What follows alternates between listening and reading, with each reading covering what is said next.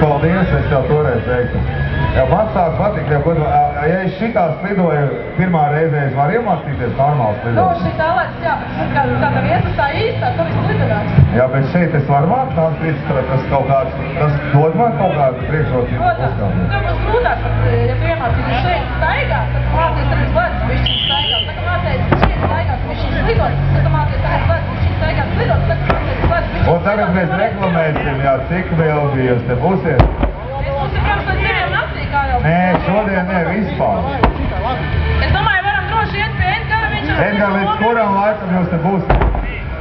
Uz mēnesi? Es te strādāju parkā otrā pusē, es nākšu pa pusdienu laiku. Edgar, cik maksā, davai stāst visu. Es godu vārds nākšu. 2. Tev 2, pa darbu. 2, tas jūs cik?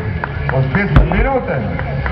Uz stundu? Nu, man normāli pa pusdienas pārtraukumu, pa 2. Neies šeit, prākšu, mācīties lidot. Nu, normāli. Man jāsāk ir staigāt, nu, tad, o? Es zinu, ka es pārliecinoši, ka veids. Galvenais nenošķilties ar visu mikrofonu. No, Līga Akvarta Estimā.